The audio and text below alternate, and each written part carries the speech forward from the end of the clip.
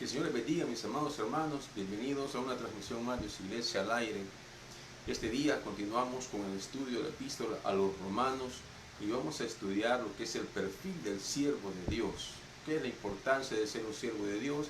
Y basado en lo que Pablo nos enseña, bajo su misma experiencia, la experiencia que él tuvo con Cristo y luego siendo apóstol a los gentiles se dirige a predicar el Evangelio, las buenas nuevas de salvación. ¿Cuál es el perfil de esta persona? Para que podamos nosotros en algún momento de nuestra vida, en la vida como creyentes, de cristianos, en la vida cristiana, anhelemos lo mismo que Pablo vivió en algún momento. Antes de iniciar con el estudio, vamos a leer el Salmo 108 para poder, antes de iniciar con el mensaje de este día. Dice la palabra del Señor, Salmo 108. Mi corazón está dispuesto, oh Dios, cantaré y entonaré salmos. Esta es mi gloria. Despiértate, salterio y arpa. Despertaré al alba, te alabaré, oh Jehová, entre los pueblos.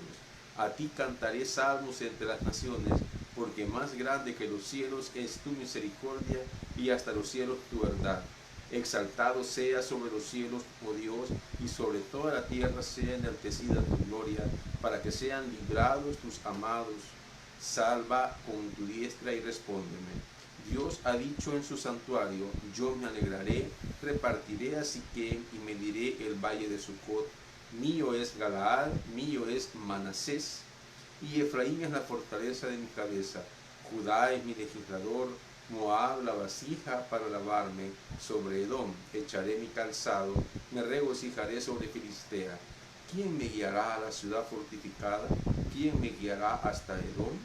¿No serás tú, oh Dios, que nos habías desechado? ¿Y no salías, oh Dios, con nuestros ejércitos? Danos socorro contra el adversario, porque vana es la ayuda del hombre. En Dios haremos proezas y Él hollará a nuestros enemigos. Como dice la palabra, debemos confiar siempre en Dios, porque vana es la ayuda del hombre. Recuerde que Dios siempre espera que nosotros aprendamos a tener comunión con Él y a depender de Él por sobre todas las cosas. No pongamos nuestras confianzas en el ser humano, porque el ser humano es igual a nosotros. Fallamos, los seres humanos muchas veces buscan su propio beneficio y Dios lo que anhela y lo que espera de nosotros es que nosotros aprendamos a depender de Él. Bien, les invito a que me acompañen a la carta a los romanos o epístola a los romanos. Estamos estudiando, haciendo un estudio bíblico, día jueves, día de estudio bíblico, y estamos aprendiendo de la carta a los romanos. Recuérdese la importancia de esta carta, el tema de la carta, lo mencionamos en el sermón anterior, es la justicia de Dios. Hablábamos que muchas personas, muchos hermanos, solamente queremos escuchar lo que Dios puede hacer con nosotros, las bendiciones que Dios nos puede dar. Recordemos que en los evangelios encontramos cómo las personas seguían a Jesús por lo que Él les podía dar, pero no por lo que Él era. Entonces les decía que debemos hacer un inventario de nuestra vida, debemos aprender a tener conciencia de las cosas, porque nosotros también debemos entender que si bien Dios es amor, pero también imparte justicia.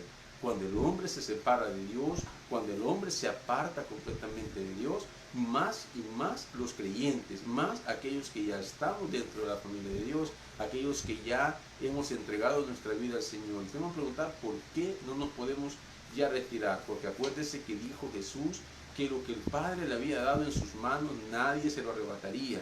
Recuerde que su salvación no es cualquier cosa. Recuérdese que su salvación es al precio de la sangre de Cristo. Y esto muchas veces no lo logramos entender, pero cuando nos alejamos de Dios, Dios imparte su justicia con el ser humano. Dios imparte la justicia, aquellas cosas que nosotros no esperamos que sucedan, pero que suceden por amor a nosotros. También el amor de Dios es justicia, y eso debemos aprenderlo y entenderlo. Vamos al capítulo 1 y vamos a leer nuevamente el versículo 1, pero vamos a estudiar otros conceptos importantes. Recuérdese que este día de estudio bíblico y aprendemos estudiando lo que es la palabra de Dios, conceptos importantes, y vamos a ver el perfil del siervo de Dios. Veamos capítulo 1, versículo 1 del 1 al 7. Pablo, siervo de Jesucristo, llamado a ser apóstol, apartado para el Evangelio de Dios que Él había prometido antes por sus profetas en las Santas Escrituras, acerca de su Hijo nuestro Señor Jesucristo, que era del linaje de David según la carne, que fue declarado Hijo de Dios con poder según el Espíritu de verdad, por la resurrección de entre los muertos, y por quien recibimos la gracia y el apostolado para la obediencia a la fe en todas las naciones, por amor de su nombre, entre las cuales estáis también vosotros, llamados a ser de Jesucristo, a todos los que estáis en Roma, amados de Dios, llamados a ser santos. Gracia y paz a vosotros de Dios nuestro Padre y del Señor Jesucristo. Vamos a orar. Señor, te agradecemos en esta hora por tu bendita palabra. Te pedimos en el nombre de Jesús que nos ayudes y que nos guíes, Padre, a poder aprender un poco más de ella. Abre nuestra mente, abre nuestro corazón, pon ese deseo y esa disposición de aprender cada día más de ella. Sabemos, Señor, que tienes planes para nosotros, que tu amor también es reflejado y manifestado en tu justicia. Ayúdanos a poder aceptar, como dijo Job, lo bueno y lo malo también. Entiéndase lo malo, Señor, aquello que tal vez para nosotros es injusto, pero para ti es lo mejor que podemos tener y lo mejor que podemos recibir. Gracias te damos en esta hora, en el nombre de Jesús. Amén. Como le mencionaba, Epístola a los Romanos. Importante la información que vamos a estudiar previo a que continuemos con el estudio de la carta. Versículos del 1 al 7, para que entendamos, forma la introducción de la carta. Los versículos del 1 al 7 forman la introducción de la carta. Y esta es la más larga que Pablo escribió.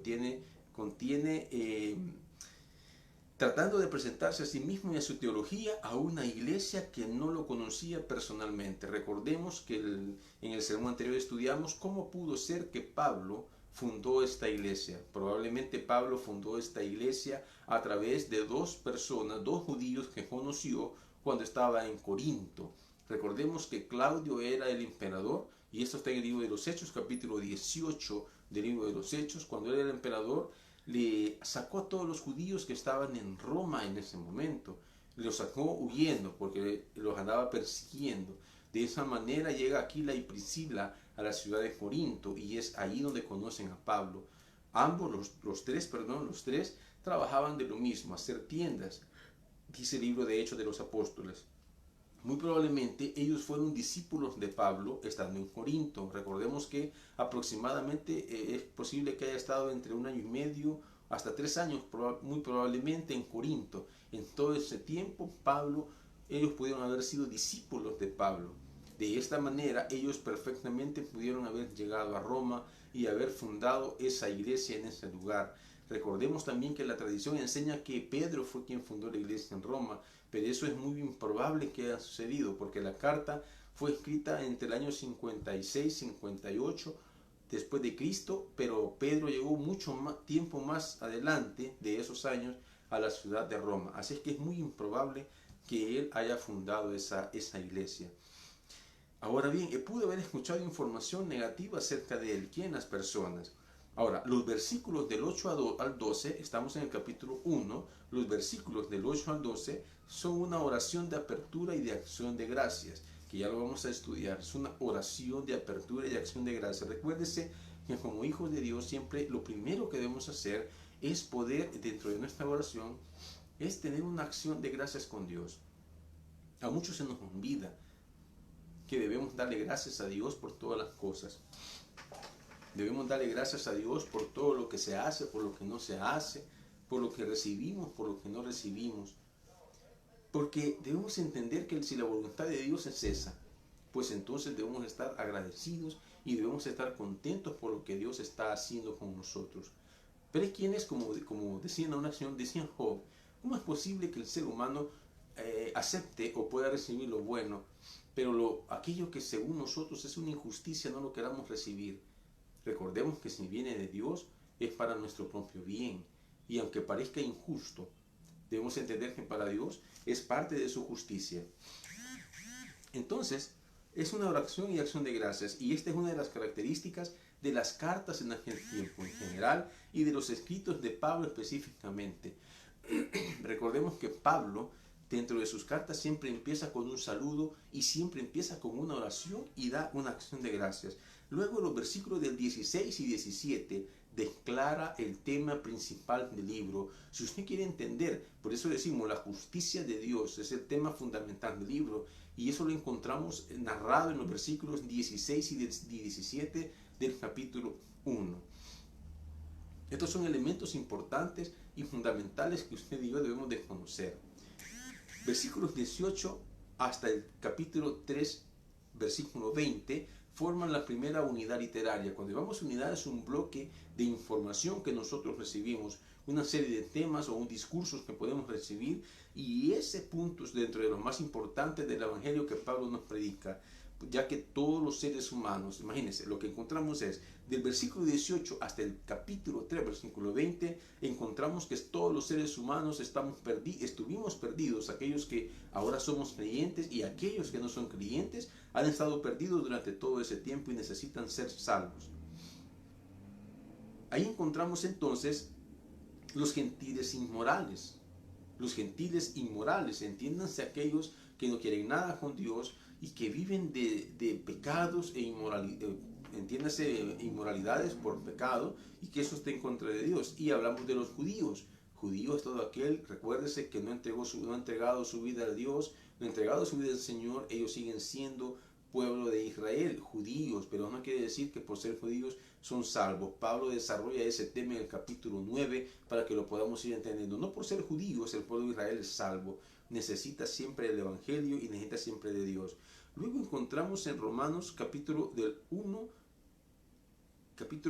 18 al 3 y 20, y Génesis 3. Es importante hacer una relación entre esos dos capítulos. La humanidad fue creada para estar en compañerismo con Dios y fue creado a su misma imagen y semejanza. Pero luego, cuando nacemos por la descendencia de Adán, dice la palabra en el capítulo 5 de Génesis, que nacemos a la imagen de Adán. Pero ¿cuál es la imagen de Adán? Nacemos con una naturaleza caída, entiéndase, el pecado en nosotros. Pero lo demás, eso significa que ya no somos santos en ese momento, pero todo lo demás, que tenemos la capacidad de tomar decisiones, que tenemos la capacidad de saber lo bueno y lo malo, eso sí somos semejantes a Dios. En ese sentido, la humanidad trata de enseñarnos en esos textos de que la humanidad decide por sí misma. Y esto es importante que lo podamos comprender y entender. Fíjense bien, la humanidad decide por sí misma perderse en el pecado o buscar el camino de Dios. Por eso recuerden Mateo 7 encontramos la puerta angosta y la puerta ancha. Dice que la puerta angosta es difícil entrar, pero por la puerta ancha todo el mundo cabe. ¿Por qué? Porque es lo más fácil. Entonces es importante que comprendamos que la decisión de vivir en una vida de pecado, esa es del ser humano, esa depende de nosotros. Y la decisión de vivir en los caminos del Señor también depende de nosotros. De tal manera que no debemos echarle la culpa a nadie. Ve entonces, la promesa de poder y preeminencia, en efecto, los humanos intercambiaron a Dios por ellos mismos. A eso le llamamos la filosofía humanista, ateísta de nuestros tiempos. Aquellos que piensan que el ser humano es lo más importante de toda la creación. Aquellos que piensan que porque nosotros somos la joya de la creación, podemos hacer lo que nos da la gana. Eso no es así. Nosotros nos debemos a Dios y debemos hacer lo que Dios nos determine, debemos hacer lo que Dios nos mande, debemos obedecer los mandamientos de Dios. Entonces el ser humano decide apartarse de Dios. Dios permitió posiblemente hasta el hecho de que el ser humano se hiciera responsable de ello. Pero quiero decirle una cosa, lo importante de todo esto es Dios los entregó. Esa frase, Dios los entregó, es recurrente porque se reconoce la libertad que tiene el ser humano de escoger.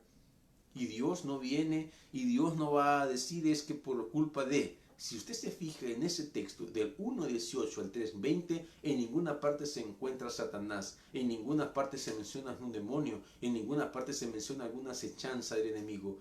Dice de que el ser humano escogió, ellos decidieron vivir una vana vida, y de tal manera dice que Dios los entregó a esa vana manera de vivir, para que el ser humano no le eche la culpa, porque el ser humano dice, es que el diablo me puso eso, es que los demonios pusieron eso, es que no fui yo, sino que el diablo es el que me puso que yo tomara. El diablo me puso esa mujer para que yo la siguiera. No, no es así. Allí encontramos que el ser humano ha escogido la forma en que va a vivir, la forma en que va a caminar. Por esa razón encontramos que la única forma en que nosotros debemos entender que la justicia de Dios la tengo que recibir es porque yo he decidido. No es porque Dios me ha puesto pruebas tampoco, es porque yo he decidido. Y por esa razón el texto nos enseña cuáles son las salidas que nosotros tenemos. El texto de Romanos nos enseña el por qué, pero también cuál es la salida que Dios me puso. El resumen teológico que nosotros podemos encontrar del 1:18 al capítulo 3:20, cuando digo resumen teológico es que Dios me muestra el pecado, me muestra la vana manera en que el hombre ha vivido, en que yo estaba, pero a la vez me dice, esta es la salida que yo te pongo, porque la única forma es que así como decidiste tú entrar a esa vana manera de vivir en pecado, en pos de otros dioses, en idolatría, la única forma es el sacrificio de Cristo. Y el resumen teológico entonces lo encontramos en el capítulo 3, versículos del 21 al 31 de la carta a los Romanos. Esa es la primera premisa del Evangelio, es lo más importante del Evangelio, porque dice: por cuanto todos pecaron y están destituidos de la gloria de Dios, hay necesidad de que el hombre sea salvo. Eso es lo más importante de todo, y eso es lo más importante que usted y yo debemos entender. Por eso es importante el estudio de los Romanos, y vamos a estar estudiando esta carta en adelante para que tengamos clarito la parte doctrinal y teológica. Probablemente a muchos hermanos no les guste eso, pero como les dije en el sermón pasado, es más importante que usted aprenda esto a que usted anhele estar yendo a los cultos de milagros. Y no digo que no vaya, no digo que no esté pendiente siempre de los cultos de oración y milagros, no me vaya a entender mal. Cuando digo eso es porque usted va a estar con conocimiento, qué cosas debe dejar de hacer, y su vida va a ser diferente. Ahí sí, no es que, no es que le diga que ya no va a tener problemas, o no va a tener dificultades o adversidades, ¿cómo no? Pero no es lo mismo enfrentar esas cosas con el conocimiento de la palabra a estar luchando en nuestras propias fuerzas. Entonces, Pablo nos habla de lo que es lo interesante del Evangelio, de la naturaleza caída del ser humano, y en esa acción refleja la teología de Génesis 3 en cuanto a la tentación. En Génesis 3 recuérdese que aparece la tentación al ser humano, pero por causa de Satanás. Pero en este texto, como le acabo de mencionar, ahí ya no aparece Satanás. Entonces entremos ahora un poco en detalle adicionalmente al versículo 1. Dice, la mayoría, entendemos que Pablo es la palabra Paulus en el griego y Saulo en el hebreo, ¿verdad? Y muchos nos vamos a lo que es el significado de la palabra, y para que entendamos el significado de la palabra Saulo o Pablo es pequeño. Eso significa esa palabra, pequeño. Probablemente acuérdense que los nombres en el antiguo, en el tiempo de las escrituras, reflejaban algo del ser de la persona, de su personalidad o alguna característica de lo que él era o cómo era. Probablemente su estatura física se refiere a los hechos, ¿verdad? A los hechos que nosotros encontramos acerca de él, que tal vez algunos son pocos, ¿verdad? Poco texto que encontramos de lo que es Pablo, de su vida. Estoy hablando de su vida. Entonces, Pablo usa la palabra doulos. Dice la palabra Pablo, siervo de Jesucristo. La palabra siervo significa doulos. Y como vamos a estudiar en esta hora lo que es el siervo de Dios para el Evangelio, ¿cuál es el perfil del siervo de Dios? Pero debemos entender esa palabra. La palabra en la Biblia se traduce como siervo, y algo muy interesante y muy importante que debemos entender es que en el griego original la palabra utilizada es doulos, y doulos significa esclavo. Es un tipo de esclavo en aquel tiempo, pero como esclavo, no como el esclavo que conocíamos acá, ¿verdad? Que lo subyugaron, que lo... ¿cómo podríamos decir? Que esta persona le quitaron lo que tenía. No, en aquel tiempo eran agarradas las personas y eran vendidas como esclavos. ¿Cuál es la diferencia entre un esclavo y un siervo? El siervo tiene la capacidad de decidir, de tomar sus propias decisiones, la capacidad de escoger, el cobrar un salario, ¿verdad? Cuando usted encuentra, por ejemplo, en la Biblia dice que Abraham tenía tantos siervos, que Job tenía muchos siervos a su servicio. Esa palabra siervo, para poder diferenciar, él las contrataba. se trabajaban con él. Y si no, pues hubieran pasado 7 años y esa persona ya podía irse porque era libre de acuerdo a la costumbre. Pero vemos que pasaron muchos años, hasta familias nacían completas en esos tiempos, con Abraham, con Job. Pero la palabra siervo es aquella persona que recibe un salario que puede decidir. Pero el esclavo es aquella persona que no puede decidir por sí misma, que no es libre de tomar sus propias decisiones, que no recibe un salario por sus servicios. Adicionalmente era comprado en un mercado. Imagínese usted que de acuerdo a la Biblia valía 30 piezas de plata, se pagaba por un esclavo. Y esta persona tenía que estar 7 años al servicio de su amo. Durante esos 7 años, si ese esclavo escapaba, la pena por haberse escapado era la muerte. Es así cuando encontramos en la carta a Filemón, es una carta que encontramos en la Biblia, es la historia de un esclavo que escapa de su amo. Pero cuando conoce a Pablo, Pablo lo evangeliza, Pablo lo discipula y él reconoce que cometió una falla y quiere regresar con su amo. Pablo conoce a Filemón y le escribe una carta, y esa es la carta a Filemón, porque le dice: recibe a esta persona que escapó de ti, pero no le pagues como se merece, es decir, era la muerte. Y le dice y le pide un favor: lo que él te deba, cóbramelo a mí, le dice. Cuando yo llegue yo te lo pago. Incluso le dice: tú me debes, y entonces cóbramelo a mí, pero no le hagas nada a él, porque le dice, le da a entender que él ha cambiado. Esa era la vida de un esclavo. Entonces Pablo se compara a ese esclavo, aquel que no toma decisiones por sí solo, aquel que depende de lo que su amo y señor le diga, aquel que no cobra por su servicio a su amo, y aquel que dice voluntariamente está para servir. Entonces así debemos entender la palabra siervo, la palabra esclavo voluntario, aquel que va a cumplir lo que su amo dice. Entonces si Pablo se dice así, nosotros como hijos de Dios deberíamos de ser igual, ser un esclavo voluntario del Señor. Pero ¿por qué sentido? Aquella persona que está voluntariamente escuchando la palabra, voluntariamente haciendo lo que la palabra dice, voluntariamente guardando los mandamientos y los estatutos que Dios nos ha establecido, voluntariamente me está mandando a predicar el Evangelio, y entonces yo debo de ir y no tengo que esperar ninguna paga, porque Él se encarga de todas mis cosas. Por eso el mismo en Romanos dice que la vida de nosotros debemos de caminar por fe, nada más. Siervo, entonces la palabra siervo. Luego dice llamado a ser apóstol.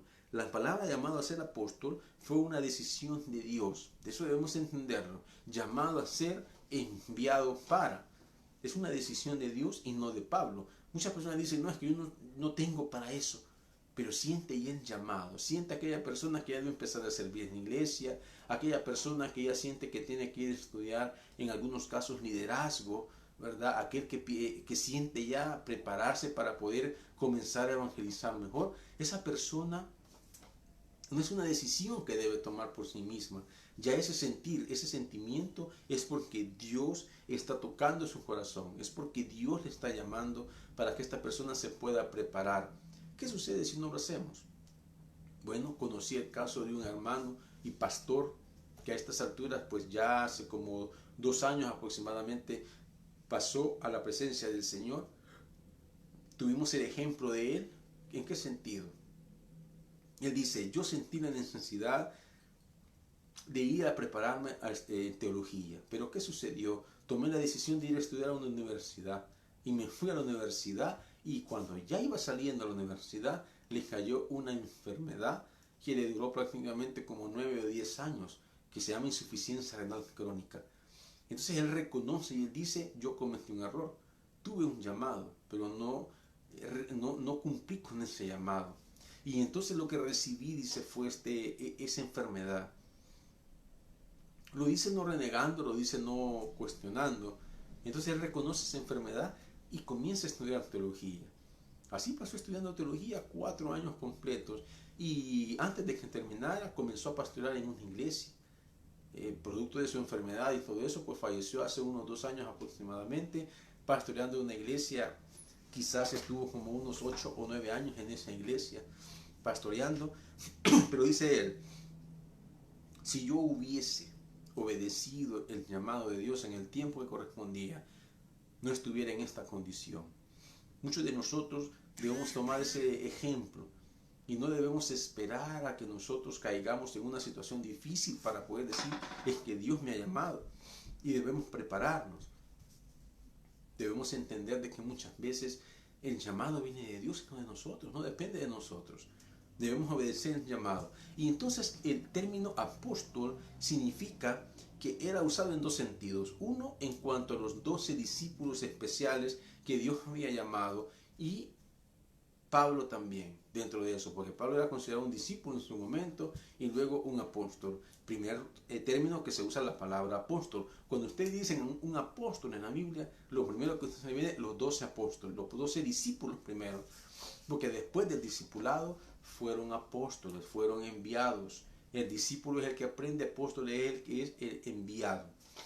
Y luego el segundo contexto en el cual se usa la palabra apóstol es el de un don espiritual que continúa en la iglesia en algunos casos. ¿En qué sentido? Espiritual, en el sentido de que es aquella persona que ha sido llamada y enviada. Podemos decir los pastores en las iglesias, ¿cómo fue su vida? Ellos fueron llamados, ellos fueron enviados, ellos fueron de alguna manera usados por Dios para llevar el mensaje y llevar la palabra a todas aquellas personas que Dios ya sabe. Por eso es importante que la iglesia entienda que la iglesia es de Dios, la iglesia no es de ningún pastor. El pastor es puesto ahí y le es dada autoridad por Dios. Y aquel pastor que camina bien, aquellos pastores, los que tratamos de vivir a la manera de Dios, conforme a su palabra, pues entonces son respaldados. Ahí viene el respaldo de Dios. Eso significa entonces de que las iglesias, cuando reciben palabra de Dios, es eso, palabra de Dios, no lo que a nosotros se nos ocurra. Y entonces por eso yo digo a las iglesias, miren, no anden preguntando, ¿y qué pastor va a venir ahora? ¿Y quién va a predicar ahora? Porque dependen, muchas iglesias dicen, que si llega el pastor X, no voy, porque ese no predica, ese me da sueño. Que el otro solo a contar chistes llega, que el otro solo cantando pasa, que el otro, y así, total, que a nadie le gustan los pastores. Muchas veces se acostumbran a un solo pastor, pero entienda usted que cada pastor que llega es un enviado de Dios, es algo espiritual, lleva la palabra que Dios le pone en el corazón, y por eso oramos que al momento de predicar sea Dios el que lleve el mensaje, porque así es. Dios conoce a cada iglesia porque la iglesia es de Dios.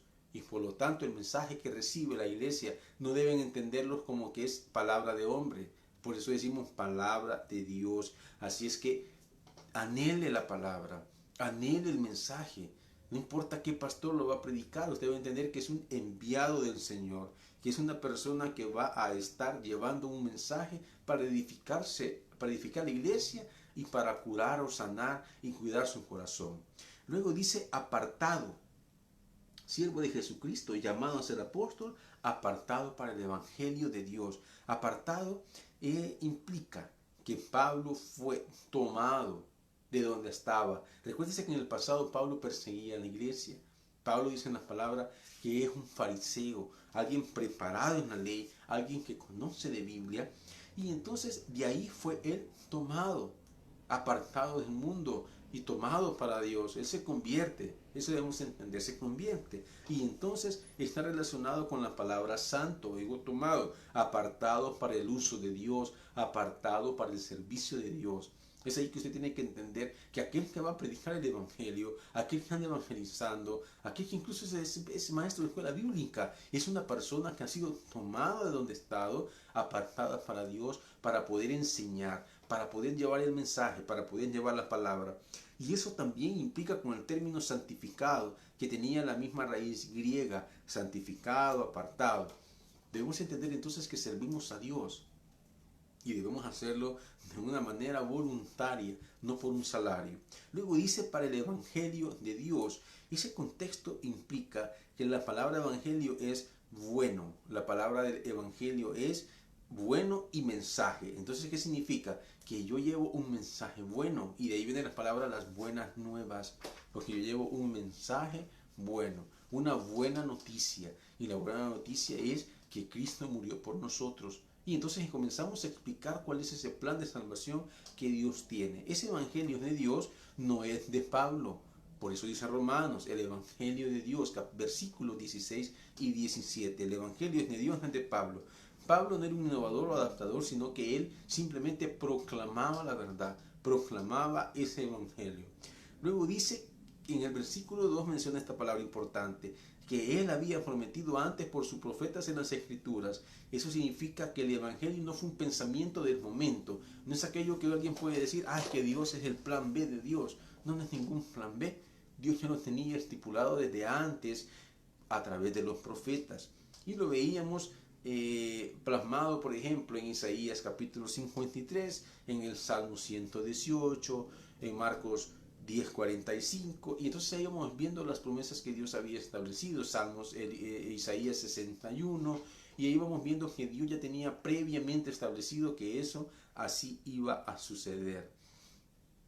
Entonces hablamos también acerca de su Hijo, que el mensaje central de las buenas nuevas es la persona de Jesús de Nazaret, nacido de una virgen y que había sido enviado para ser rey sobre la nación y Mesías, y fue llamado Hijo. En el Antiguo Testamento Dios habló a través de sus profetas y que Jesús no fue un simple siervo de Dios, Él era un miembro de la familia de Dios, pero sí podemos decir, como era enviado, era un apóstol de Dios. Y por último, del linaje de David. ¿Y a qué se refería del linaje de David? Habíamos dicho que Dios había prometido que no faltaría alguien que se sentara en el trono de David. Vamos a ver entonces ahora el versículo 8 en adelante. Dice, deseo de Pablo de visitar Roma. Versículo 8, primeramente doy gracias a mi Dios mediante Jesucristo con respecto a todos vosotros, de que vuestra fe se divulga por todo el mundo, porque testigo me es Dios, a quien sirvo en mi espíritu en el Evangelio de su Hijo, de que sin cesar hago mención de vosotros siempre en mis oraciones, rogando que de alguna manera tenga al fin, por la voluntad de Dios, un próspero viaje para ir a vosotros, porque deseo veros, para comunicarnos algún don espiritual, a fin de que seáis confirmados. Esto es para ser mutuamente confortados por la fe, que nos es común a vosotros y a mí. Bien, ¿qué podemos mencionar acerca de esto? Debemos preguntar, ¿por qué estamos nosotros en el ministerio o por qué estamos preparándonos para el ministerio? Recuerde, siervo. Estamos estudiando el siervo de Dios. ¿Cuál es el perfil de siervo de Dios? Pero la primera pregunta que usted debe de hacerse es, ¿por qué estamos en el ministerio? ¿Qué estamos haciendo? ¿Para qué estamos preparándonos para el ministerio? ¿Cuáles son nuestros deseos? ¿Cuál es el mensaje que debo llevar? ¿Creo yo que Dios me ha llamado para servirle en verdad? Y entonces vamos a ver el corazón del evangelista, del verdadero siervo de Dios que todo cristiano debe anhelar. Porque siempre he dicho yo, todos en el lugar donde estamos servimos a Dios. Sea usted congregación, trabaje usted o no trabaje. Sea usted un líder en su iglesia, sea usted un servidor en su iglesia, sea usted un pastor en la iglesia, un miembro del equipo de trabajo, un maestro de escuela bíblica, todos servimos donde estamos. Porque de alguna manera nosotros confesamos con nuestra boca que Jesús es el Señor y todo lo que Él ha hecho por nosotros. Entonces un verdadero siervo de Dios es lleno de acción de gracias. Un verdadero siervo dice, primeramente doy gracias a mi Dios mediante Jesucristo. Pablo dice que da gracias primeramente a Dios. Él es el verdadero siervo, es un siervo lleno de acción de gracias para con Dios, un corazón especial para con Dios, agradecido para con Dios.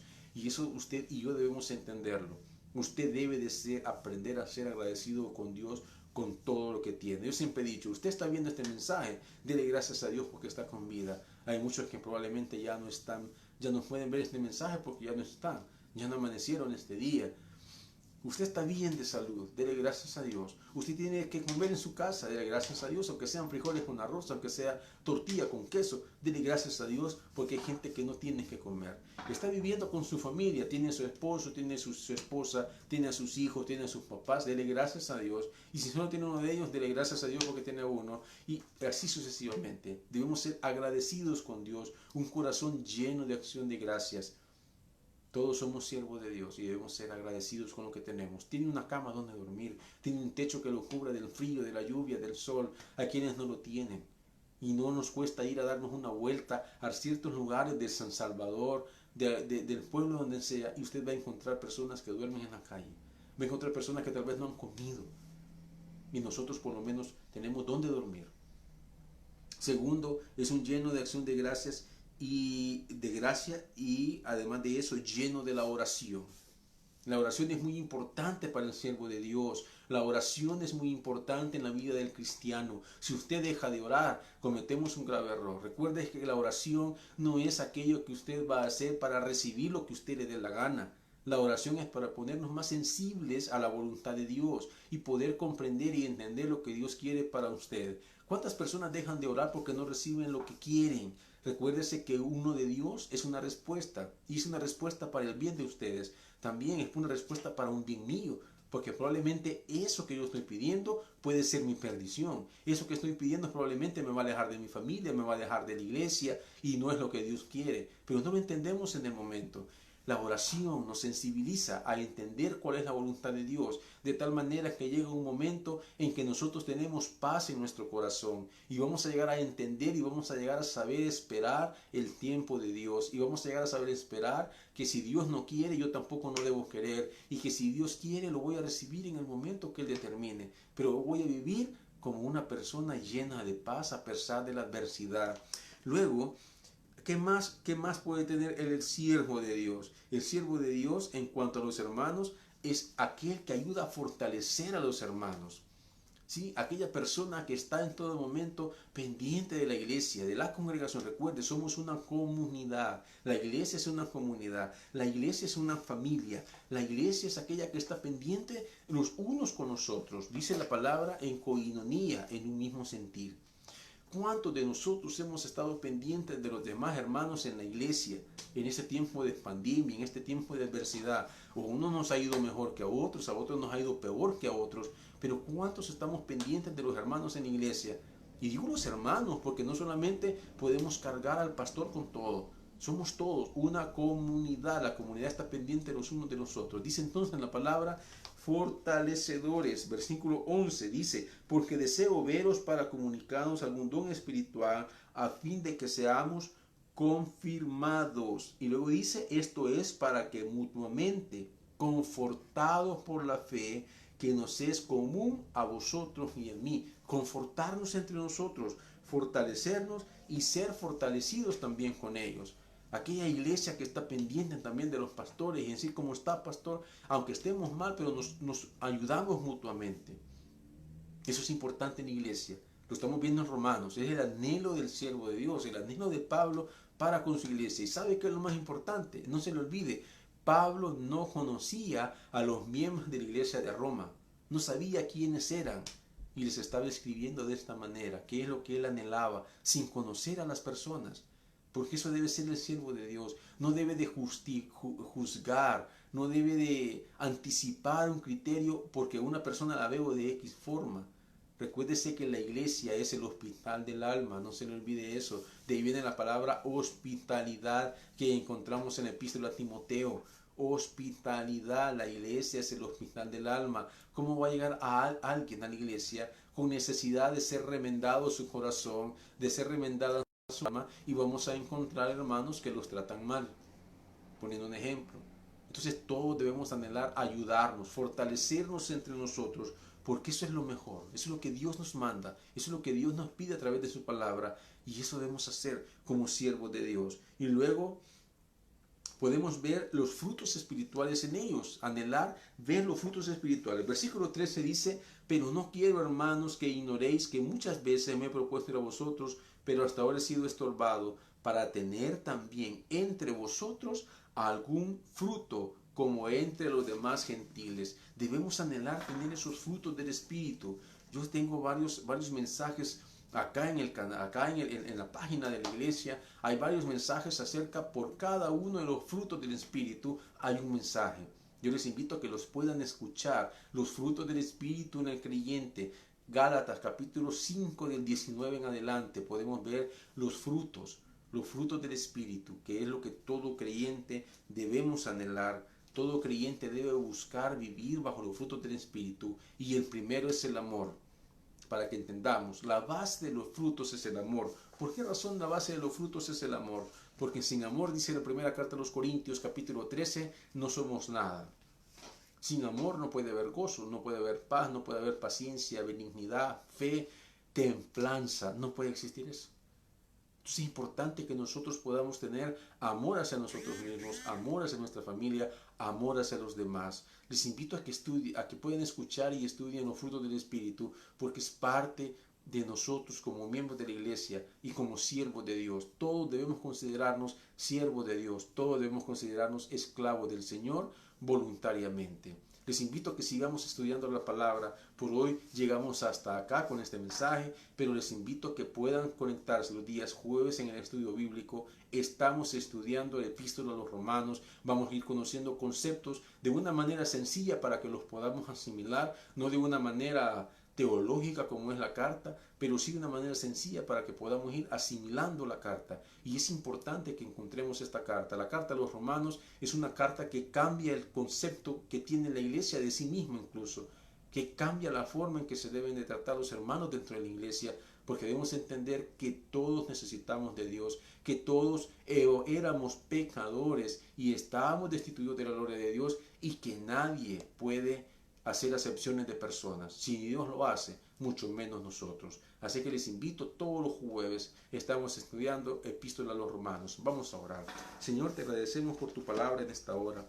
Te pido en el nombre de Jesús, Señor, que tu palabra no regrese vacía, que seas tú, Señor, tocando el corazón de cada persona, de cada hermano que mire este mensaje, Señor, que aquellos que no te conocen puedan, Señor, llegar a tus pies a través de estos mensajes, que seas tú, Señor, cumpliendo en tu palabra, Señor, como tú has determinado con ella, y volviendo, Señor, no vacía, sino que llena de frutos, Señor, como dice Pablo. En el nombre de Jesús, ayuda a cada hermano a cambiar su mentalidad, ayuda a cada hermano a recibir este mensaje, a cambiar su corazón, a ver la perspectiva de la iglesia de otra manera, porque todos somos siervos y todos hemos venido a servir.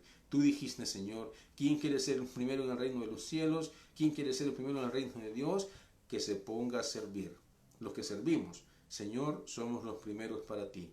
Gracias te damos en el nombre de Jesús. Amén. Y usted, amigo o hermano que no conoce del Señor, yo le invito a que ahí donde está pueda hacer una pequeña oración, pero lo más importante es que lo haga de corazón, porque solo Dios y usted saben si han hecho esa oración como debe de ser. Señor, reconozco que soy pecador, reconozco que te necesito, reconozco que Jesús murió en la cruz por mis pecados.